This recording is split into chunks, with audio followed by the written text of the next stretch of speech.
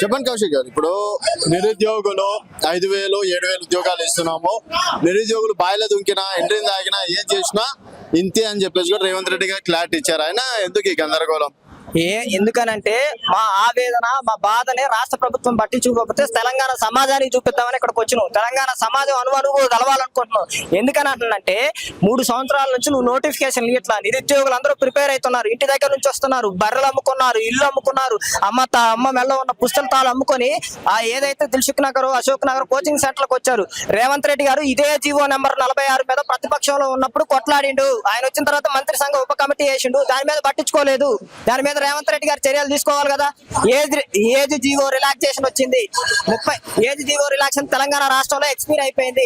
అది 38 సంవత్సరాలకి పీసీకి, ఏదైతే ఎస్ఐకి 38 సంవత్సరాలు, పీసీకి 36 సంవత్సరాలు పెంచాలి కదా. ఎందుకు పెంచట్లా? రేవంత్ రెడ్డి గారికి నేను ఒకటే చెప్తున్నా, రేవంత్ రెడ్డి గారు మీరు 14,000 ఉద్యోగాల నుంచి 20,000 ఉద్యోగాలు వేయకపోతే జూబ్లీ హిల్స్ ఏదైతే దిల్సుఖ్ నగర్ సాయిబాబా మీద, సికింద్రాబాద్ మహంకాళి మీద, జూబ్లీ హిల్స్ పెద్దమ్మ తల్లి మీద, చిక్కడపల్లి లైబ్రరీ మీద, తెలంగాణలో రేవంత్ రెడ్డి అనే మొక్కని, కాంగ్రెస్ పార్టీ అనే చెట్టుని తెలంగాణ రాష్ట్రంలో పీకేస్తామని తెలియజేస్తున్నాం.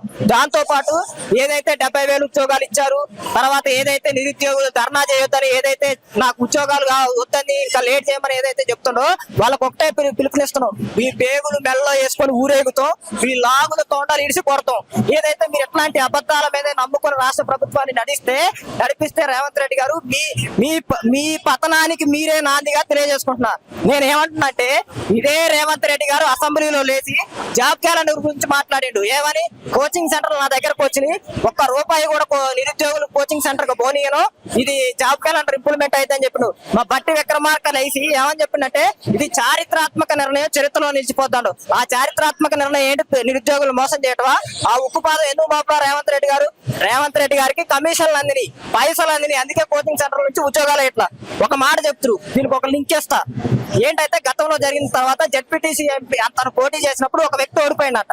మొన్న సభ పెట్టి ఏమంటాడు, ఓడిపోతే నా వల్ల ఎవరైనా నష్టపోతే నేను బాధపడతా, మీరు ఏదైనా మంత్రి గారు మన దాంట్లో ఏదైనా ఉంటే అకామిడేట్ చేయమంటాడు.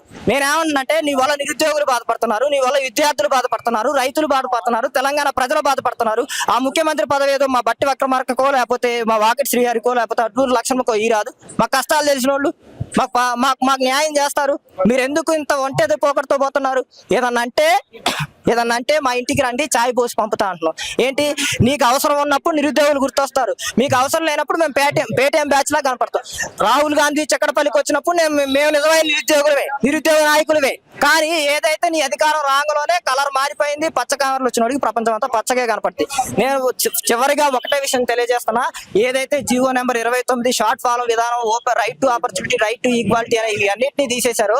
వీటన్నిటి మీద సమగ్రమైన చర్చ జరిపి నిరుద్యోగులకి న్యాయం చేయాలని తెలియజేస్తున్నా. ఒకవేళ న్యాయం చేయకపోతే తెలంగాణ మరో ఉద్యమాన్ని చూడబోతుంది.